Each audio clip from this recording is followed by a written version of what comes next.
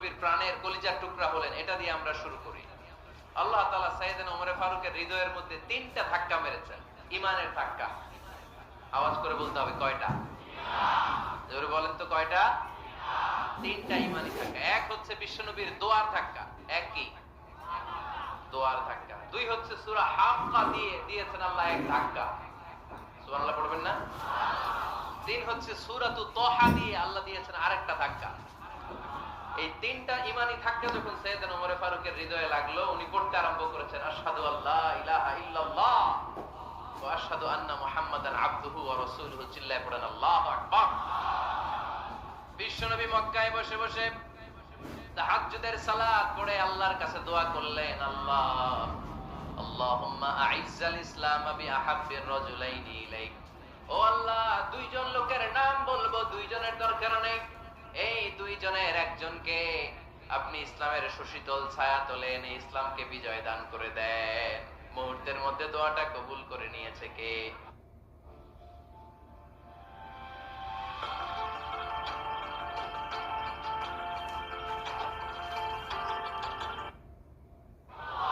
বিশ্বনবী বললেন, আল্লাহ 2 জনের নাম বলবো আজকের দোয়ায়। আবি জাহল ইবনে হিশাম, হয়তো হিশামের বেটা আবু জাহেলকে আপনি ইসলামের ভিতরে নিয়ে আসেন, কিংবা ওমর ইবনুল খাত্তাব, খাত্তাবের বেটা ওমরকে আপনি ইসলামের ছায়া তলে নিয়ে আসেন। ওমরে ফারুকের জন্য দোয়াটা কবুল করে নিয়েছে কে? মক্কার যে অবস্থা, আল্লাহর হাবিব সাল্লাল্লাহু আলাইহি ওয়াসাল্লাম বুঝলেন মক্কার এই 2 জনের একজন যদি আমার সাথে না থাকে তাহলে মক্কায় দাওয়াতি কাজ চালিয়ে যাওয়া যাবে। আল্লাহর বললেন, আল্লাহ বেশি চাই না, এই 2 জনের একজন, হয় আবু জাহেল নয় ওমর, হয় আবু জাহেল নয় ওমর। বিশ্বনবী যখন দোয়া করলেন, এই দোয়ার একটা ইমানি ধাক্কা, নুরানি ধাক্কা সাইয়েদনা ওমর ফারুকের হৃদয়কে স্পর্শ করে ফেলে। দোয়া ইজ লাইক এ মিসাইল। এই যে আমরা দোয়া করি, এটা মিসাইলের মতো। যুদ্ধে মিসাইল হামলা করে না? মিসাইল হামলা করার পরে এই মিসাইল লক্ষ্য বস্তুতে যে ভেদ করে, ঠিক কিনা? তেমনি দোয়ার মতো যদি আপনি দোয়া করতে পারেন, আপনি যেই জন্য দোয়া করেছেন ঠিক ওই জায়গায় যে আপনার দোয়া স্পর্শ করে। সুবহানাল্লাহ পড়বেন না? বিশ্বনবীর দোয়ার মাধ্যমে প্রথমে সাইয়েদনা ওমর ফারুকের হৃদয়ে এক ধাক্কা লাগলো। 2 নম্বরে রব্বুল আলামিন সূরাতুল হাক্কা দিয়ে ওমর ফারুকের হৃদয়ের মধ্যে দিলেন এক ধাক্কা। পড়েন আল্লাহু আকবার। কোরআনের ভেতরে সূরাতুল হাক্কা নামে একটা সূরা আছে না নাই? আল হাক্কাতু মাল হাক্কা ওয়া মা আদরাকা মাল হাক্কা। পড়েন আল্লাহু আকবার। বিশ্বনবী যখন দোয়া করলেন, ওই দোয়া যখন সাইয়েদনা ওমর ফারুকের হৃদয়ে স্পর্শ করলো, সাইয়েদনা ওমর ফারুক সব সময় বিশ্বনবীরে ফলো করতে আরম্ভ করলেন। বিশ্বনবী ডানে গেলে লুকিয়ে লুকিয়ে ওমর ফারুক ডানে যায়, বিশ্বনবী বায়ে গেলে লুকিয়ে লুকিয়ে ওমর ফারুক বায়ে যায়। বিশ্বনবী একবার মসজিদুল হারামে যে নামাজ পড়তে শুরু করলেন, ওমর ফারুক তখন বিশ্বনবীর পিছু পিছু ছদ্মবেশে পেছন থেকে যে বিশ্বনবী কিভাবে নামাজ পড়ে দেখতে শুরু করলেন। বিশ্বনবী ইন দা মিন টাইম এশার নামাজে আল হাক্কাতু মাল হাক্কা তেলাওয়াত শুরু করে দিলেন। আল হাক্কাতু মাল হাক্কা তেলাওয়াত শুরু করে দিলেন। তেলাওয়াত করতে করতে বিশ্বনবী যখন তেলাওয়াত করতেছে, ওমর ফারুক এরকম দুলতেছে আর মজা পাচ্ছে। ওমিয়া বিশ্বনবীর কণ্ঠ বুঝি আমার মতো কণ্ঠ? আপনার মতো কণ্ঠ? আহমদ বিন ইউসুফের কণ্ঠ? আব্দুল বাসিতের কণ্ঠ না? বিশ্বনবীর গলায় যে কি সুরের ঝংকার আল্লাহ দিয়েছেন, কি সুরের লহরী আল্লাহ দিয়েছেন, একবার যে শুনতো পাগল হয়ে যেত। আল্লাহু আকবার। বিশ্বনবী সূরা হাক্কা মন্ত্রমুগ্ধ তেলাওয়াতে, মন্ত্রমুগ্ধ সুর দিয়ে, মন্ত্রমুগ্ধ কণ্ঠ দিয়ে তেলাওয়াত করতে লাগলেন। এশার সালাতে ওমর ফারুক তুলতে লাগলেন। ওমর ফারুক যত শুনেন অবাক হয়ে যায়, যত শুনেন অবাক হয়ে যায়, যতই শুনে অবাক। কিরে? কারণ তিনি আরবি ভাষা বুঝতেন। এত সুন্দর শব্দের গাঁথনি, এত প্রাঞ্জল বর্ণনা, এত সুন্দর অন্তমিল, এটা কবিতা না হয়ে পারে না।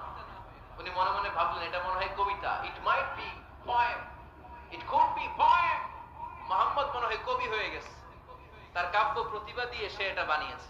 তা না হলে এত সুন্দর কথা, এটা কবিতা না হয়ে পারে। ইন দা মিন টাইম বিশ্বনবী কিন্তু দেখতেছে না যে পেছনে ওমর। বিশ্বনবী তেলাওয়াত করছিলেন, in the meantime Vishnu পড়ছিলেন ওমা হুয়া বিকাউলি শাইরিন কলিলাম মা তুমিনুন। এর অর্থ হলো এটা কোনো কবির কথা নয়, খুব অল্প সংখ্যক লোকই তোমরা ঈমান আনো। সুবহানাল্লাহ পড়ে। এটাকে বলে কোইন্সিডেন্ট। কোইন্সিডেন্ট হুট করে অনেক সময় মিলে যায়, যায় কি যায় না? আপনি একজনের কথা ভাবতেছেন বাজারে গেলেন, বাজারে যেই দেখেন ওই লোকটা দাঁড়ায় আছে, এরকম হয় কি হয় না? কোইন্সিডেন্ট।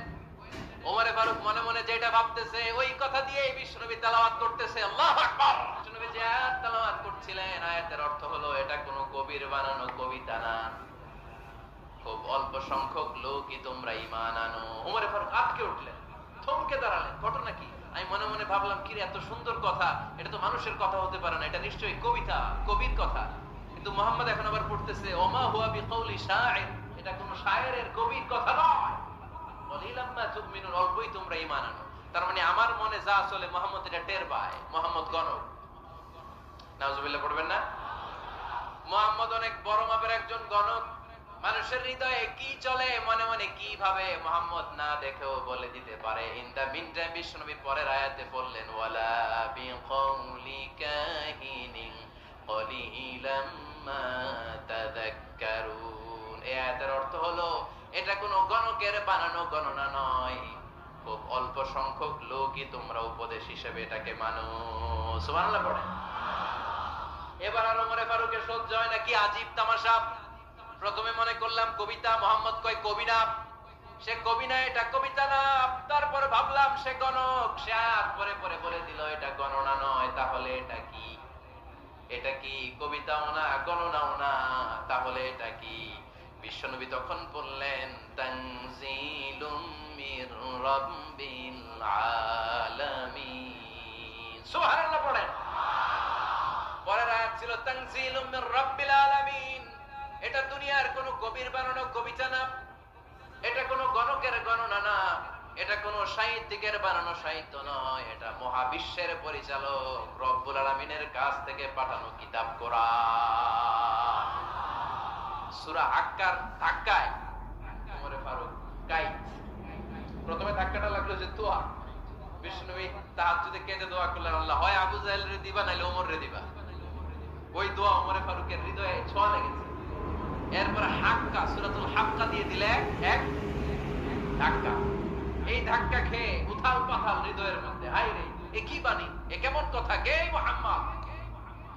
তারপরেও শয়তানের ওয়াসওয়াসা আছে না নাই? আল্লাহ বলে যতই ওয়াসওয়াসা ওমরকে দেয়া হোক, আমি ওমরে ফারুককে মুসলিম উম্মতের সেনাপতি বানিয়ে ছাড়বো, আমি সেনাপতি বানাবো। এবার 3 নাম্বার ডোজ। ডাক্তারের কাছে গেলে প্রথমে দেখবেন সিম্পল ডোজ দেয়, নরমাল ওষুধ, এটাতে কাজ না হলে ডোজ বাড়ায়, একেবারে কাজ না হলে অ্যান্টিবায়োটিক মারে, আছে না নাই? আল্লাহ প্রথমে দোয়ার ছোঁয়া লাগালেন, তারপর সূরা হাক্কা দিয়ে ধাক্কা মারলেন, এরপরে রব্বুল আলামিন বলেন এবার 3 নাম্বার ডোজ সূরা তাহা দিয়ে আমি তোমার হৃদয়টারে উজালা বানায় দেব রে ওমর। শয়তান দিক দিয়ে ওয়াসওয়াসা, খেলা দুই দিক থেকে চলতেছে। আল্লাহ তাআলা হেদায়েতের রাস্তায় টানছে, শয়তান জাহান্নামের দিকে টানছে। ঘোষণা দেয়া হলো মক্কায়, মুহাম্মদের মাথা কেটে এনে দিলে এত এত স্বর্ণ মুদ্রা দেয়া হবে। ওমরে ফারুক রাজি হয়ে গেলেন, নাঙ্গা তলোয়ার নিয়ে বিশ্বনবীর মাথা কাটার জন্য ছুটলেন। নাউজুবিল্লাহ পড়বেন না? বনু যাহরা গোত্রের এক লোক বলে, আইনা ইয়া ওমর, কই যাও? মুহাম্মদের মাথা কাটতে যাই। আরে মুহাম্মদের মাথা কাটতে যাও, তোমার বোন ফাতিমা বিনতে খাত্তাব আর তোমার বোন জামাই সাঈদ কদ সালাহা, এরা তো ধর্ম ত্যাগ করে ফেলছে।